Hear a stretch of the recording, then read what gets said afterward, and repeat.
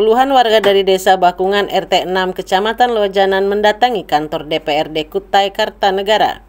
Mereka mengadukan ulah perusahaan pertambangan batubara yang beroperasi menambang di kawasan dekat pemukiman mereka. Warga mengeluhkan operasi penambangan yang membuat kebisingan dan mengganggu ketenangan warga. Selain itu, perusahaan yang diketahui bernama CP Mahakam Indah Jaya itu belum pernah bersilaturahmi dan membuat kesepakatan dengan mereka. Kawasan lahan di Desa Bakungan itu sudah lama menjadi sasaran perusahaan untuk menambang batubara. Warga di sana sudah terbiasa menerima kompensasi dari perusahaan, baik dari adanya kebisingan dan debu maupun kerusakan jalan-jalan akibat mobilitas kendaraan berat milik perusahaan.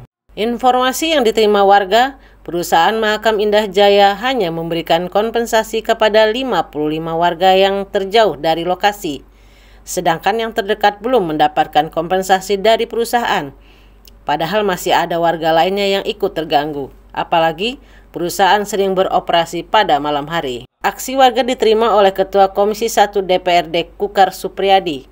Para wakil rakyat segera mengagendakan dan dilakukan pertemuan semua pihak yang terkait agar ada solusi. Alhamdulillah tadi sudah sama-sama kita sama-sama cari jalan tengahnya. Yang pertama, kita sepakat bahwa DPRD Komisi 1 dan OPD yang terkait untuk mengatasi ada 3 hal tadi. Ada kebisingan, ada dampak lingkungan, dan ada kompensasi. Kompensasi tadi permintaan masyarakat itu kami berikan waktu untuk melakukan rembuk, silahkan. Karena nanti kalau saya menentukan, kami kan lain showroom. DPR itu lain showroom yang menentukan angka. Maka kami persilahkan tadi pihak MIJ dengan masyarakat untuk rembuk. Kita kasih waktu 1-2 minggu. Yang kedua, berkenaan dengan bising, tidak boleh lagi kerja malam. Terutama yang berdampaan dengan persoalan alat-alat berat yang suaranya keras. Jadi nanti kalau diatur oleh KTT-nya, gitu poinnya. Dengan perusahaan itu sudah lama Pak beroperasi di situ? Kalau sepengetahuan saya kemarin katanya baru-baru aja sih. Yang perusahaan lama katanya berhenti kemarin.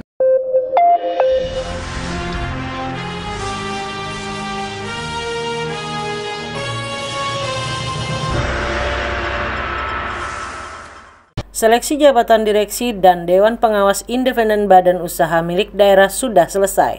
Nama-nama calon yang lolos seleksi sudah disampaikan ke meja gubernur dan menunggu keputusan akhir untuk menetapkan siapa yang beruntung. Ada 15 jabatan yang akan diisi, masing-masing 1 jabatan untuk Badan Pengawas atau Komisaris Independen dan 14 jabatan direksi BUMD. 1 jabatan badan pengawas yang akan diisi adalah Badan Pengawas Perusda Bara Kaltim Sejahtera.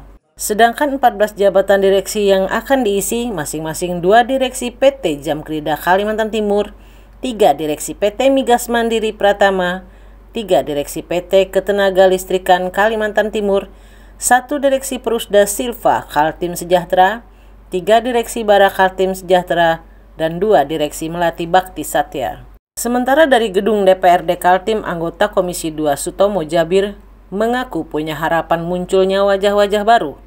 Namun dia tidak memahami mengapa Gubernur Kaltim terkesan menunda-nunda keputusannya untuk menetapkan Dewan Pengawas dan Direksi Perusda. Jauh ini seperti apa Bang? Katanya sudah sampai di meja Pak Gubernur. Itu sudah dimasukkan oleh tim pansel ke sana. Tapi aroma yang saya cium bahwa ini masih didominasi oleh pengurus-pengurus lama.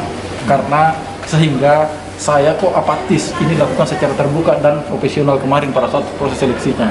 Kita pun Komisi 2 kemarin meminta setiap tahapan, tetapi kan tidak ada itu diserahkan ke kita. Tahapan-tahapan perkembangannya sampai pada akhirnya mengusulan nama untuk ditetapkan oleh Gubernur. DPRD Kaltim sesuai tugas dan fungsinya adalah bidang pengawasan. Terus memonitor seleksi direksi BUMD yang selangkah lagi ditetapkan Gubernur. Menurut Sutomo Jabir, langkah-langkah itu dilakukan agar Perusda diisi oleh orang-orang yang mampu membawa bisnis Perusda agar terkontribusi kepada penerimaan daerah. Komisi 2 tidak menginginkan sejarah berulang, di mana Perusda terus merugi dan minta-minta uang negara menanggulanginya. Ada pembatasan untuk masuk ke sana. Sehingga kalau masih itu terus yang masih yang lama-lama kemudian kita harapkan memperbaiki Perusda ke depan, saya pikir tidak bisa kita terlalu berharap banyak. Saya kemarin berharap bahwa ini pintu masuk untuk menaik Perusda. Tapi kalau misalnya masih begitu kondisinya, saya pesimis. kalau prosedur ke depan lebih bagus. RDP, tetapi kan ini kuncinya di sini penetapan direksi. Makanya mudah-mudahan Pak, kita cuma berharap mudah-mudahan gubernur yang pemegang hak prerogatif itu bisa meng-cross check, bisa mendengar informasi publik sebelum menetapkan direktur prosedur ini.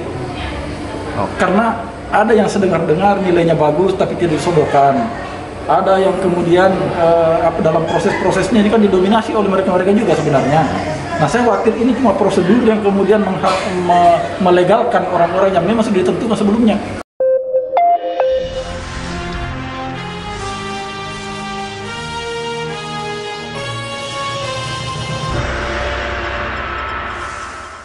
Peraturan Gubernur Nomor 49 Tahun 2020 masih menjadi polemik.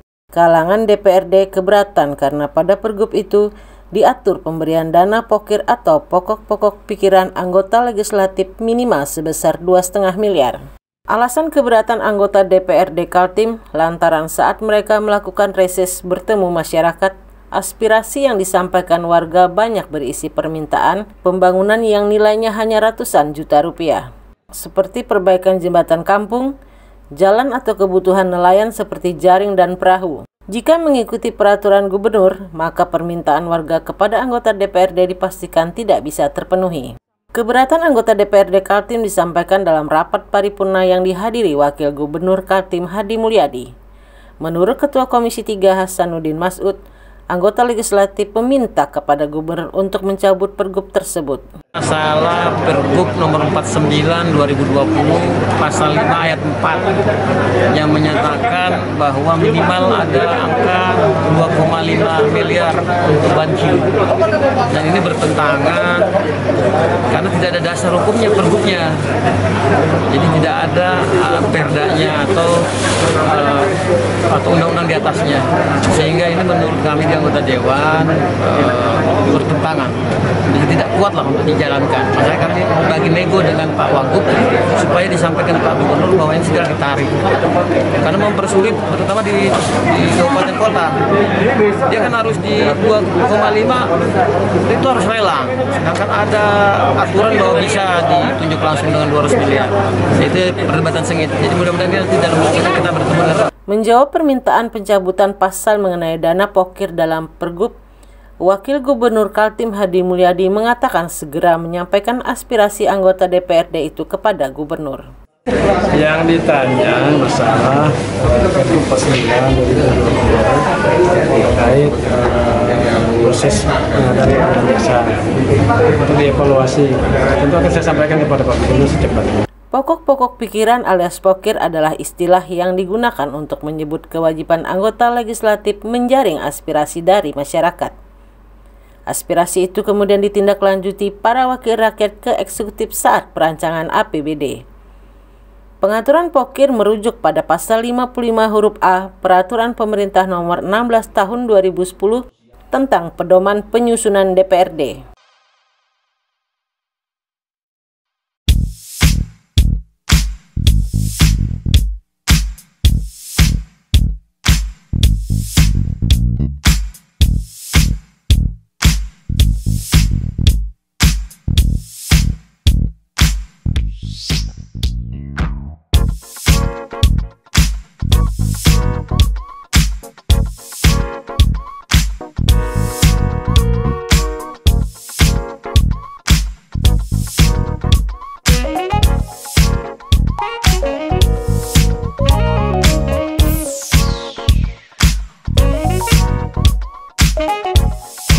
Kasus kerusakan lingkungan akibat aktivitas pertambangan kian memprihatinkan. Namun ternyata antara eksekutif dan legislatif berbeda sudut pandang. Apakah ada kewenangan daerah itu untuk mengatasinya?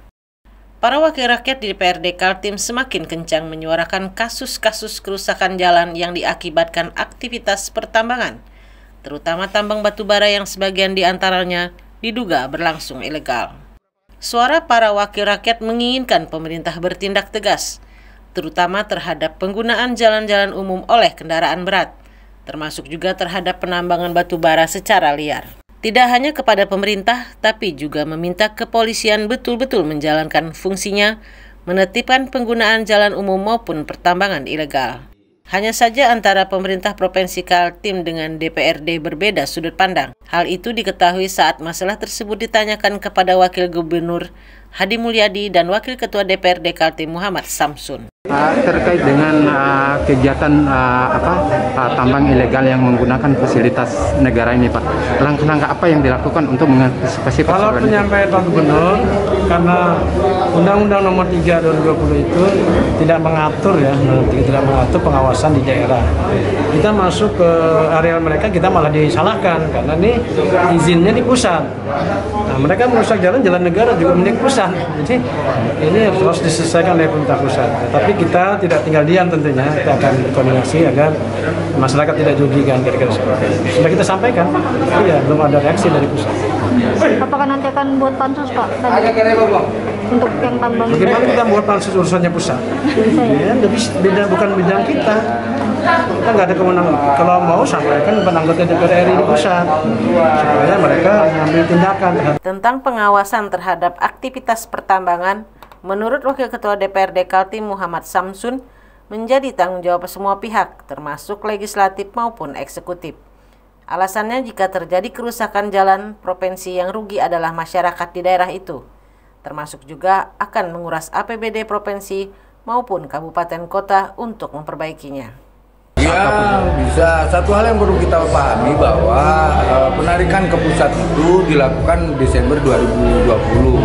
Sementara kerusakan lingkungan kita itu sudah berjalan lama. Ya. Artinya apa? Bisa jadi kemudian ditarik oleh ke pusat karena dianggap kita tidak mampu untuk kelola, kan gitu ya. Nah, apakah kemudian kita tidak memiliki kewenangan untuk mengawasi? Bisa, tetap bisa. Kita tetap harus mengawasi. Karena kalau tidak kita awasi, kan yang rugi kita sendiri. Jalan umum rusak, kemudian akhirnya apa? APBD kita harus diperas lagi untuk memperbaiki dan sebagainya. Gitu. Walaupun kewenangan perizinannya ya, sekali lagi perizinannya ditarik oleh pusat, tapi pengawasannya kita punya hak dan punya kewajiban melekat kita untuk mengawasi. Supaya apa? APBD nggak banyak menyerap ke sana terus. Ya, sudah ada perdanya, perda nomor 10 kan sudah ada. Udah jelas-jelas mengatakan itu. Tinggal pelaksanaan implementasi dari perda itu saja. Pemerintah daerah punya perangkat yang lengkap, ada Forkompinda, ada kepolisian, ada kejaksaan, ya, ada pengadilan. Ya, kalau nggak bisa sendiri ya bersama-sama Forkompinda untuk menindak atau mengambil keputusan bersama.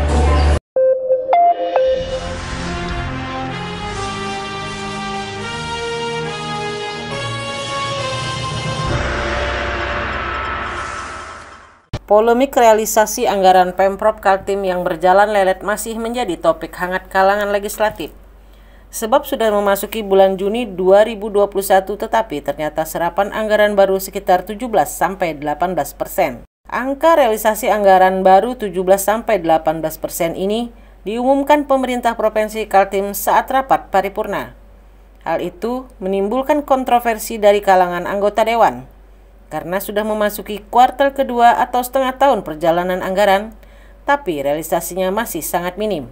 Pemerintah beralasan terjadinya keterlambatan realisasi anggaran lantaran adanya regulasi baru Perpres nomor 33 menyangkut honorer dan kedinasan.